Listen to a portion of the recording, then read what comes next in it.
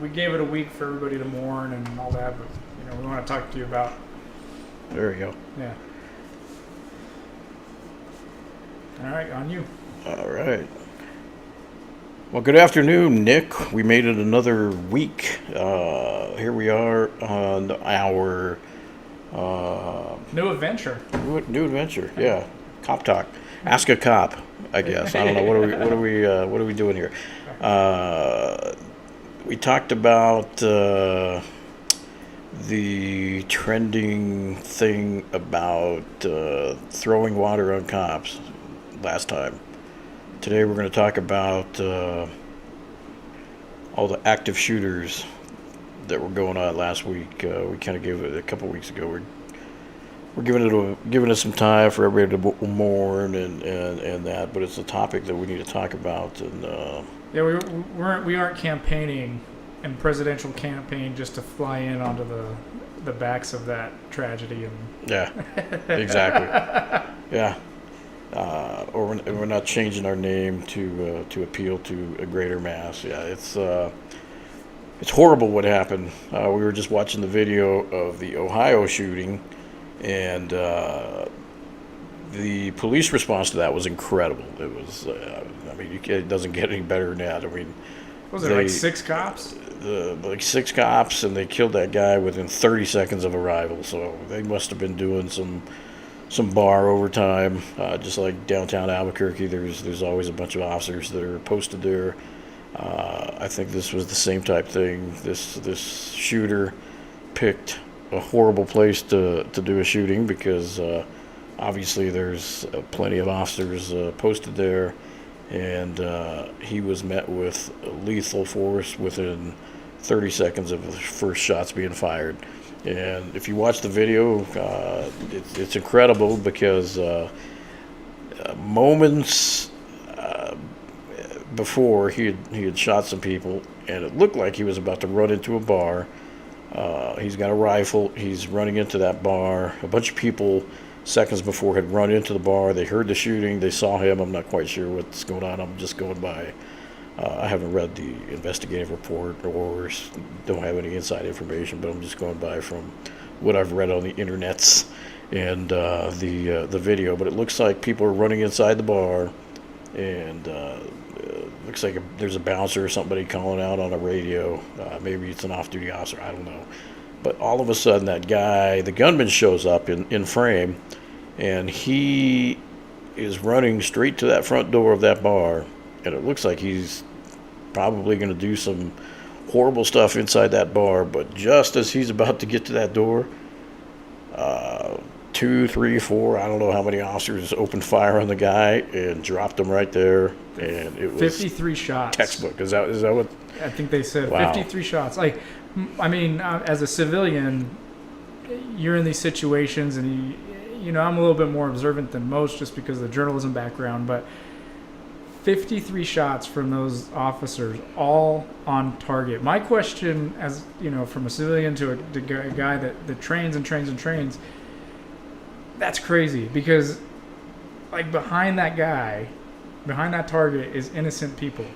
Yeah. So 53 shots, is that what the officers fired? Is that what they said, that 53 shots? 53 shots from the officers. Or are they including the rounds from the... Okay, wow. No. So if you look at the video, the guy, it looks like he gets shot, and he falls to the ground, and it looks like he tries to get back up, and that's classic shoot until the action stops. If that guy is still moving, it means he still has the strength and opportunity to grab that gun and either do harm towards the officers or still behind him inside the bar. So they were not going to allow that to happen. It was a textbook shooting, and they should be rewarded for their heroism. And it's classic because the video shows the civilians running away from the shooting, and the officers are running towards the shooting. It's textbook the way it should be. That's why officers are there. That's why they're there to protect people. God bless you guys. and it worked out classically in this. Thank you. It worked out classically in this situation where officers run towards the danger, and it worked. The bad guy was neutralized, and so 53 shots, if that's what it took to stop the action, then that's what it took. And anyone questioning it is they have no idea what the officers saw or what happened. And when you got a guy with a rifle, believe me, those rifles, everyone knows the damage that a rifle can do. And body armor? Yeah, we don't know. Did he have body armor? Is that, oh yeah, he was. Oh wow, he was fully. Yeah, see, you know a lot more about it. I'm horrible about reading the news. That's what your producer's for. That's why I got you, Nick. Thanks for filming it. But so yeah, he was definitely ready to go to war, and that brings up a whole other point, about 53 shots. Body armor. I mean, it's there for a reason. He probably got shot 10, 15 times, and it hurt, but it didn't kill him. It didn't even. It's going to leave him some massive bruising, and until he got hit in the head or some vital organ on his extremity, then he still had the ability to fight back. And 53 shots. That's not uncommon for. I think the Christopher Chase thing here in Albuquerque. I never heard any. They're still counting any numbers about how many times that guy got hit by officers that were firing back at him. And our friend. We had Robin Hopkins on the show last year, and she talked about that whole thing. And great video. Go watch that on the JWR podcast. We had her on the show, and it's we'll probably re-upload it on the Fire and Police channel. But yeah, it's a great video of her talking about that whole experience. But rifles do a lot of damage, and there were so many shots fired, and that guy had body armor too. He had a Kevlar helmet. That guy was ready for war. So I mean, I have. Well, it's more of a point, to say the least, is that, after all these incidents, everybody's like, oh, good guy with a gun. You got to have the good guys with guns. But sometimes that's not the best of ideas, because they don't train. Well, there's a lot of back and forth about that. Yeah. You know what I mean? Do you necessarily want a good guy with a gun that has no training? If it's open in the market and there's nobody behind, but the situation we just watched, that takes professionalism to take that man out without causing any collateral damage behind. Well, that's one of the firearm rules. You have to know your target and what's behind it. And those officers had to know there's a bunch of people inside that bar, but they also know that area, and whatever they saw behind him was obviously a safe shot, because obviously they don't want to shoot where it's going to go miss him and hit innocent civilians that are looking out the window at the whole thing. So there was obviously none of that going on, or they wouldn't have took the shot, and it worked out. Yeah, definitely. And I get the other thing is what if you're. It stinks we have to talk about this, but if you're in an active shooter situation and you're the civilian, what's the best thing to do when the officers respond? Get out of there. It's funny. We talk about it all the time on safety issues. Exit. People are trained to leave the way they came in, whether it's a movie theater or the Walmart or the Target or the bar, wherever you're at. You were trained to go out the way we came in. You have to train yourself to want to be able to look at exit signs in any restaurant you walk out of. Okay, look, that doorway says exit right there. That's not the way I came in. It says emergency exit only. Well, we were trained as kids not to mess with the emergency exits because we were going to get in trouble. But those you have to retrain yourself now as an adult. Look, emergency exit. This is an emergency. Some guy comes in the front door with a gun. He's blocking the way out. So the only way out is either to dodge bullets or get out that door that is an emergency exit. So that's obviously what you want to do, is you want to get out of that situation. That's the best thing. If you don't see an exit close, look for solid cover. and it's solid being a big bar area, or I mean, throw a table down. Anything is going to be better than being wide open and being a target for this guy. I mean, there's a difference between cover and concealment. Play dead. Yeah, concealment is when you're hiding behind a sheet. You know, it's not going to do any good if a bullet's coming through it. And then cover is actually something solid. Like even this chair is going to stop a bullet a little bit more than the rug. You know, I don't. But choose wisely what you hide behind. Yeah, because you just always got to be thinking, and it's tough that we have to be thinking of this stuff in this world today. But you have to, or you're going to be a statistic that your family's not going to be happy with.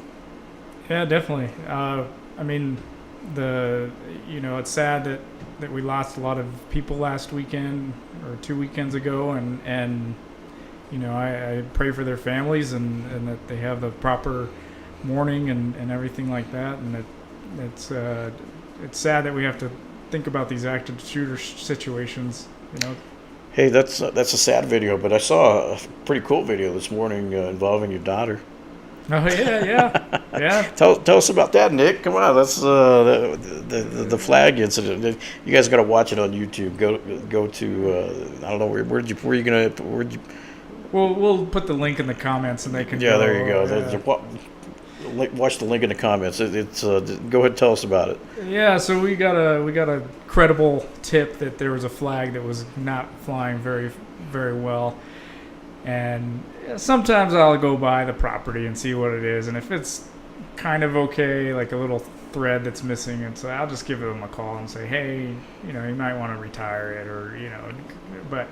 We were on city property and saw this one, and it's at a World War II memorial. It's the USS Bullhead, which Bullhead Park. Bullhead Park, yeah, off of Gibson. By the VA and Kirtland Air Force Base. So that flag there should be in pristine condition no matter what. Like, I mean, I'm not trying to say like let your flag go to the wayside and let it go, but we got there and we kind of looked at it, and I looked at my daughter and I said, hey,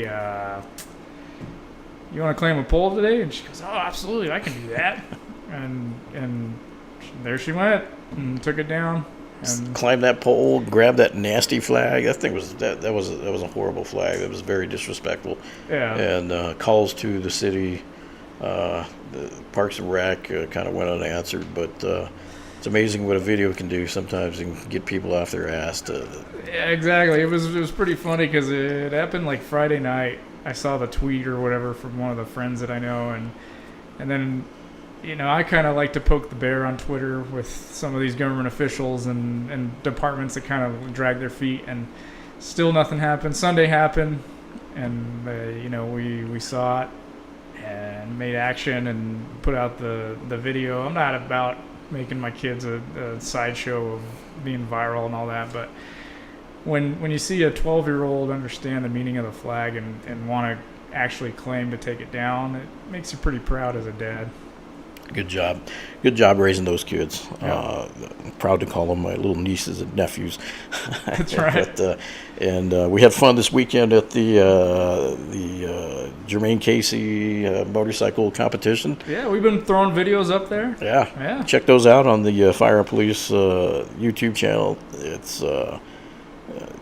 It went to a good cause for the Torch Run Special Olympics. Over 30 grand raised for them. They raised $30,000 just in that one day, and that just in the first couple days. I think Texas contributed leading 12. up to it. Yeah. But then they had a silent auction, I know, at the award show, and they raised even more money. So, good job, Motors, and that's the state police, Albuquerque, Bernalillo County. Rio Rancho was the host agency, and then a team from Texas. There were 2 Houston cops. Boyd, Texas. And Amarillo by morning. There you go. So those 4 Texas cops, man, those guys were kicking some butt, man. They're all ride Harleys. And that scrape. That was the epic scrape. It was like... those Harleys make that distinct distinct sound when they're going around those corners. So it was fun. Guys, go check out those videos. We put them up we'll also put those links in the description. So check them out. But yeah, we just wanted to get that off our chest. Talk about the shootings that happened. Our thoughts are with El Paso and Ohio, and we're gonna, we never want that stuff to keep happening. But in the world we live in, it's not when, it's not where, it's when it's going to happen next. But pay attention to those exits and your surroundings. Yeah. Like if you see a guy that doesn't look like an OT overtime officer or even a police officer, that it's full. Yeah. You see a guy walking in with body armor and carrying a rifle, that's not normal. The officers don't walk around like that. So he's not there to be your friend. Well, there's that guy in Missouri that they went into a Walmart armed to the teeth, full body armor, area AR strapped across his chest with the pistol in his chest, and an off-duty firefighter held him until police arrived. There you go. And then he got arrested for whatever the suspicion was, and then the suspect was like, "Well, I was just seeing what the policy was with Walmart with me carrying around." It's being like, an asshole. Yeah. Dude, come on, man. Like, we were just mourning a tragedy at Walmart and at Dayton, and then you're testing the constitutional whatever. Yeah, it's bullshit. Yeah. Yeah, likely story. Who knows? Yeah. But all right, guys. Thanks for watching us. We'll see you again next week. We'll have more try fun. Again. Put some questions in there. See, ask them. Post some questions, and we'll see about answering them on the next show. Thanks, guys. Bye. Thanks.